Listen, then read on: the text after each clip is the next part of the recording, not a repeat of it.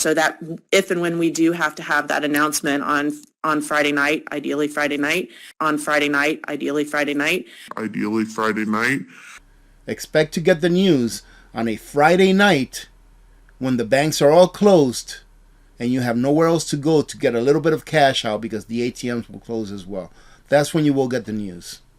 Hello YouTubers, Alaska Prepper here. Happy New Year to every one of you ladies and gentlemen.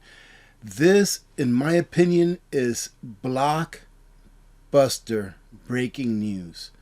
Everything that we've been telling you, ladies and gentlemen, for the past several years about the Fdic, about how they're already working on plans to have bail-ins, about how banks are in such dire straits right now that at any moment they can close their doors, is true. Yesterday I came across this video from SD Bullion.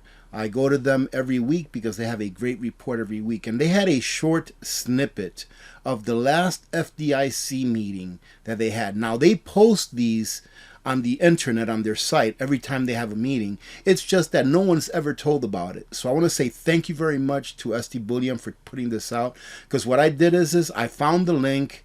They don't have the link on here, but I will leave the link on this video on a pinned comment so you can go visit it. The short snippet that they took of this Fdic meeting is just one. The meeting is like over 3 hours long. So I went and I listened to that whole darn meeting, and I took out a few snippets, especially the one on page 13 of their introduction of what they were talking about. That is, in my opinion, blockbuster news.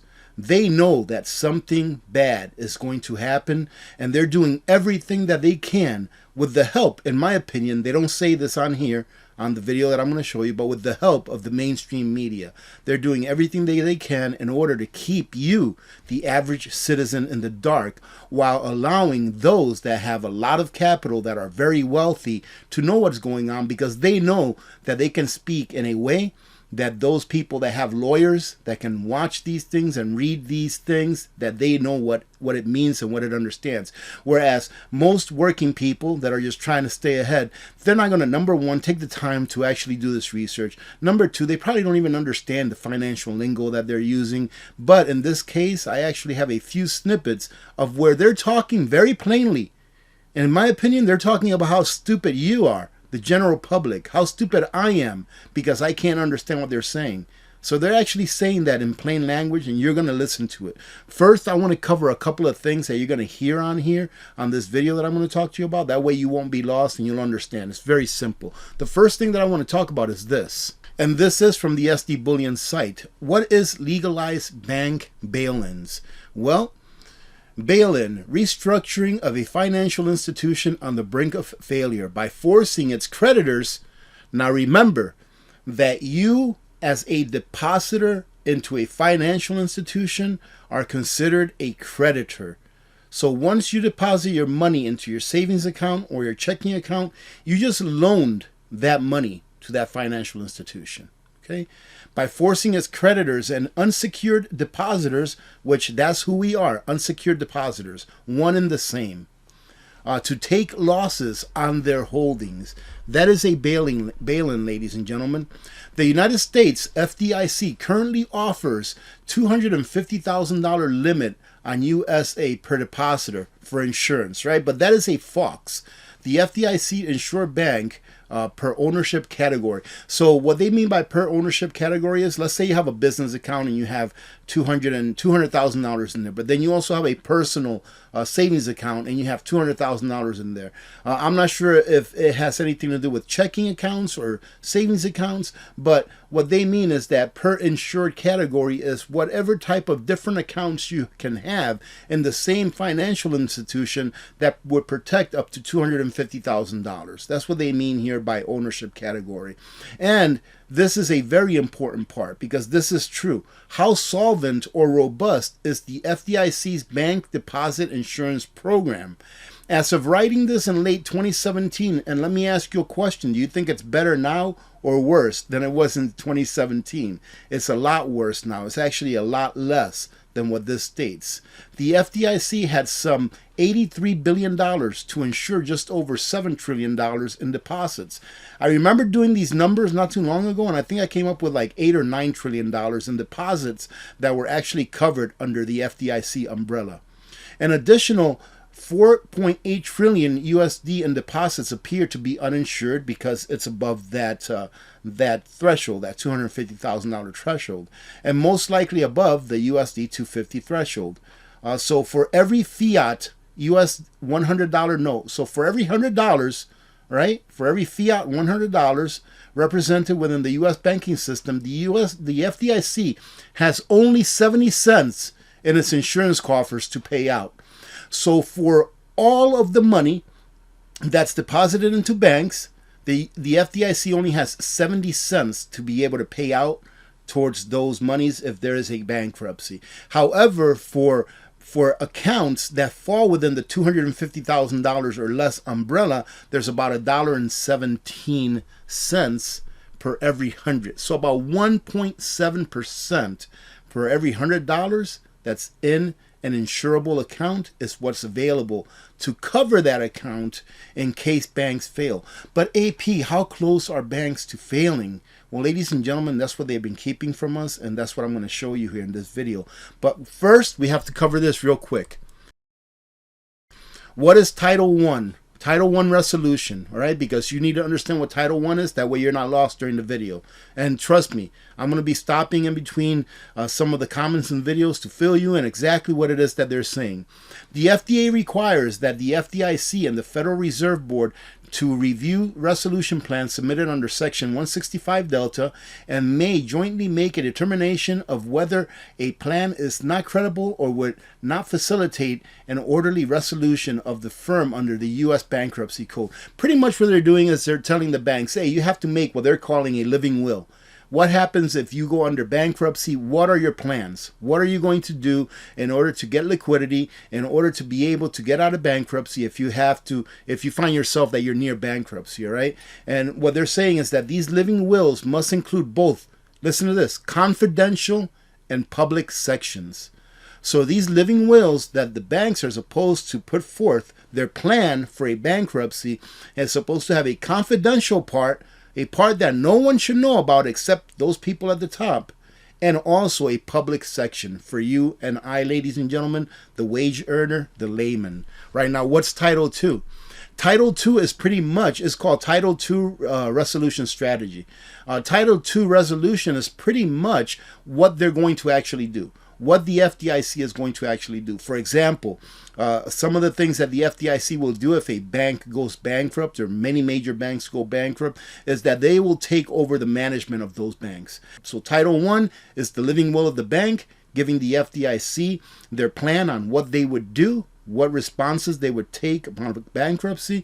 And Title II is actually the actions that the FDIC will take in order to take over the management of that bank, and hopefully try not to panic the public. That, in my opinion, is their biggest concern. So listen to this. Like I said, ladies and gentlemen, this is a very long video. I'm going to leave the link to it on a pinned comment if you want to revisit it. It's like three and a half hours or so long. Very long, very boring, except for the parts that you listen to that you're like, oh, wait a minute, what did I just hear? So I'm going to start it off here with this lady. She's pretty much talking about how the FDIC puts the information out there. They put it out there for everyone to see, but really not everyone looks at it. Only those people that are in the know. And the reason, in my opinion, ladies and gentlemen, why nobody that really matters, i.e. the working person, the middle class, looks at this stuff is because they don't know about it. It's not out there in the media. The media doesn't say, hey, you need to look at this. Look at what they just said over here. The media is no longer there for the people, ladies and gentlemen. I think we all know that already. But she's pretty much saying that, hey, we put the information out there for everyone. But after that, it's when it gets really good. All right, so this is only about a few seconds. But after that, the lady that talks after that, and then going forward, just wait. We continue to talk about Title II resolution. There's been speeches about it. We talk about it in a lot of different venues. Some of them are in small group venues, and some like this one are open to the public and are a way for us to tell our story. But what we want to do and what we want to ask you about is, what do we need to do to better set expectations, to power our, our communications and improve confidence when the time comes. And with that, I'll turn it over to my colleague, Susan Baker. And improve confidence when the time comes. What do you think she's talking about, ladies and gentlemen?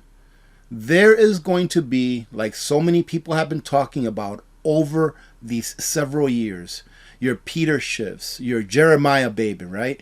Your economic ninja, your Johnny Bravos, right? Your Dan from I Allegedly. All people that have been talking about this have been right. They have been holding everything together with a little bit of digital duct tape, is what I like to call it, right? Digital duct tape. Technology is their best friend because they can hide so many things from it, but they know that this is coming. They themselves know that this is coming. So what are they going to do in order for you to be able to maintain your confidence in that paper note that you've come to know as money, which is really fiat currency? But this here is where it really starts to get good. As Betsy conveyed, we've done a lot about transparency in terms of resolution planning. It's all out there on the website. What we want to think about and what we're starting to work on now is how to improve transparency about our execution plans for Title II resolution. We've been working on these for 10 years now, and we should probably be starting to say more things publicly. We've been working on these on Title II resolution. Remember, Title II resolution is the actual operations part of a bank failing, of a bankruptcy. They've been working on this for how long? For about 10 years now, ladies and gentlemen. And that goes back to all of you out there that say, how can you say this was planned? Ladies and gentlemen, are you that out of touch with what's going on? Are you that naive that you don't think that these people who run everything behind the curtain don't know what's happening and don't plan on what's going to happen in the future? They know this is coming, and they've been planning for this for a while. Anyways, let's continue here. So what do we want to think about today is what should we be transparent about now that would help improve confidence in the event that we're called to use our Title II. What should we be transparent about now? That right there, I should end the video right there. That should tell it all. I'm sorry, but this is, let's go on. Authorities. And we've been thinking about this across, many dimensions. First, we look at who we need to be transparent for. I'm sorry, but are you catching this? Who we need to be transparent for. Wouldn't it be very easy for them to know who? Who do they work for? Well, I guess it's not for you and me, ladies and gentlemen. We think about what message do these stakeholders need to hear, and it might not all be the same. And then we think about when we need to be transparent. They're thinking about when they need to be transparent, and they're thinking about at what time should they be transparent to for certain groups. FDIC should just lay it all out there. Say what you're going to do every step along the way, and that pre-commitment will help improve confidence. But we also need to be mindful of the need for FDIC to have operational flexibility to adjust to the specific facts and circumstances on the ground. In other words, ladies and gentlemen, expect to get the news as a wage earner, as a working person. I'm talking to the regular people out there that make up the United States of America, the middle class, right? The middle class and the poor, because this is going to affect all of us. So in other words, expect to get the news once it's too late. So that if and when we do have to have that announcement on Friday night, ideally Friday night, on Friday night, ideally Friday night. Ideally Friday night. Expect to get the news on a Friday night when the banks are all closed and you have nowhere else to go to get a little bit of cash out because the ATMs will close as well. That's when you will get the news. So ladies and gentlemen, everything she's saying here is they're laying out a strategy on how they can put out some press to make the people confident in the system now. before the system completely goes down. What they want to do is they want to tell you, hey, listen, when banks start to fail and we start to close down banks, still be confident because we're going to be doing this.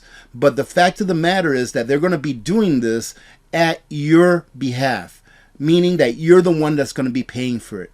It is no longer the taxpayer that will be paying for it. It will be you, the person that has money in the bank. And even if you don't have money in the bank, trust me, this will affect you as well.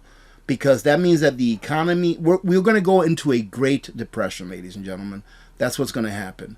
But now they're trying to soften the blow before the blow even comes by strategizing how will they put this out to the public so that the public will not go into a frenzy when this happens, and so that the public won't go into a frenzy now and go take all their money out of the bank before this happens. They talk about the public kind of like if we were children, that we can't be told the truth because we just can't understand it. So how do we put this out there so that little Johnny understands what's going on without little Johnny throwing a fit? That's what they're doing here, ladies and gentlemen. They're trying to figure out a way to tell you that everything's going down, but to give you the confidence that they're going to take care of it and that it's just not going to be that bad. Now, there's only about 4 or 5 minutes left on this, ladies and gentlemen. This is the most important part. This is the part that you really want to listen to because it solidifies pretty much everything that a lot of people have been saying about the banking system and about who's going to pay for it the next time that the banking system goes down. First of all, I'd like to praise the FDIC for its unrelenting pressures to have more disclosure under the actual public reports. I think they have been very helpful. Second, I guess I am a bit pessimistic about your ability to communicate with the people who really need to know in terms of a crisis. And this is partly from my experience of teaching this stuff. There was a lot of interest just after the crisis. It's dwindled over time. And so people are sort of less and less interested in getting into the nitty-gritty and some of the really interesting developments. So I would think your strategy ought to be to disclose as much as possible to people who professionally need to know about it. Disclose as much as possible to people who are professionals and need to know about it. Pretty much means not to you. And that would certainly include the ratings agencies and the people within the banks who are responsible for these judgments. Of course, be transparent to the money changers and the rating agencies, the same entities that created the last crises, but don't be transparent to the people whose money it really is. And simply have publicly available a place where people can go if they need to know more. Because we're dealing with a society where people are getting their information in tweets. There's just no patience, I think, for going through the elaborate and careful planning that has gone on. It should be there. It should be accessible when people need to know. But I don't think you have much hope of reaching a public that doesn't have a professional need to know. And unfortunately, ladies and gentlemen, he's right. Most people will not sit through 3 hours of this stuff. And they won't go and look up things. Like during this presentation, there were some words that I just didn't know what the heck did it mean, or acronyms, so I looked it up. But how many people are going to do that? I'm not really putting the blame on people that can't do that, because most people are just trying to keep their heads above water. They don't have time to come home after working a 16-hour shift and be looking at a 3-hour presentation and then trying to dissect it as to seeing how it is that things are going to go the next time that there is a global financial crisis, which I believe is sooner than later. So they put this information out there, but they know who their customers are. And they make this information available in a way that someone that's reading through it, that's your average 9-to-5er, or maybe 2-jobber nowadays, really won't be able to decipher exactly what it is that they're saying. However, these big companies, these big corporations, these big banks that have their fleet of lawyers, they can, because that's what they pay them for. It's just the cost of doing business for them. Now listen to what this guy has to say right here. I completely agree with that. I almost think you'd scare the public if you put this out. Like, why are they telling me this? Should I be concerned about my bank? Like, my insurance company doesn't tell me what they're doing with my assets. They just assume they're going to pay my claim, right? I think you've got to think of the unintended consequences of taking a public that has more full faith and confidence in the banking system than maybe people in this room do. That we want them to have full faith and confidence in the banking system. They know the FDIC insurance is there. They know it works. They put their money in. They're going to get their money out. Man, ladies and gentlemen, did you hear that? To me, that is disgusting. This gentleman here is admitting that they have less confidence in the banking system than what they are telling the public to have. And they laugh about it. The problem is this, is that during this next financial crash, how did we do in the last one, ladies and gentlemen? Well, we ended up getting stolen of a lot of our wealth, a lot of our time. A lot of people lost their homes. A lot of people lost their jobs. A lot of people were never made whole again. And this time around, it's going to be much worse than the last time. And they know what's coming. And that's why they have these meetings. And that's why they don't nationalize these meetings, being that they don't put it out in the mainstream media so that people can actually come and look at it. They'll never do that. They'll put it out there, but not for you. Because they know that the average layman is not going to go out there and look at it. But they know what is coming. And there's one more snippet that I want you to hear that's pretty quick, but hopefully we can catch it. So there's a select crowd of people that are in the institutional side. And if they want to understand this, they're going to find a way to understand this. There's a bunch of law firms represented in this room. There's a bunch of people who charge them by the hour a lot of money to explain this all to them. And it's fine. I don't have a problem with that. And they all have huge staffs. But I would be careful about the unintended consequences of starting to blast too much of this out in the general public. I do think there's more that could be put out in the public, perhaps not just on Title II, but also on Title I, in a way that isn't scary to folks. I mean, Gary, there's a timing question, right? See, that's one of the problems that I have with any kind of governmental institution, is that this lady, she seems like she's a nice person. She seems like she's honest, just face value. But she said she wants to put information out, but in a way that doesn't scare people. The truth is the truth, whether it scares you or not. Tell the people the truth. Whether it scares them or not, the truth shall set you free. But they are so afraid that when the people finally wake up, ladies and gentlemen, that they will lose control and lose power, that they want to keep the people in the dark. That's all that it is. Because right now, if they told the people, the American people, what state the banking system is in right now, people would do what? They would go to the bank and they would get money out. I'm not sure if they will get all their money out or if they will let them, but there would be a bank run right now. If people understood exactly that their money in the bank is only protected up to, at the most, 1.17% of what they have in there. That's all the liquidity that they have. And then the rest will be coming from people that have in excess of a certain amount of $250,000. But if you're one of those people that thinks, oh, I don't have $250,000 in there, I sure as heck don't, but it still worries me. Why is that? If you watch the video that I did on the income tax and how it started out as a 1% tax on the richest, and now it's a 37% tax, and sometimes more when you calculate all of the regulations, all of the other taxes that they put like on gasoline, you're paying probably 50% of what you earn every year in taxes. Same thing here. Sure, it may start out, yes, everyone that has $250,000 or below is guaranteed, and then a week later or a month later be like, no, we have to bring it down to 100,000, and then no to 50,000, and then no to 25,000, and they'll be like, okay, that's it. Everyone that has money in the bank, we're going to take out 20% or 50%. That's how it starts, ladies and gentlemen, and that is how they get people to agree on this kind of stuff.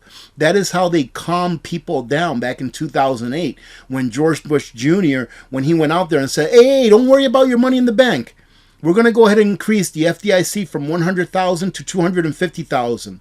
He said that to calm people down. Why? Because he knew that they didn't even have the liquidity to take care of those people that had less than $100,000 in the bank to cover them. So it's all a smokescreen to keep us, the serfs, at bay and to keep us calmed down. I know that I ranted there for a minute. I apologize, but If and when we do have to have that announcement on Friday night, ideally Friday night, that people are in a position to receive it, understand it, and say, yeah, that works.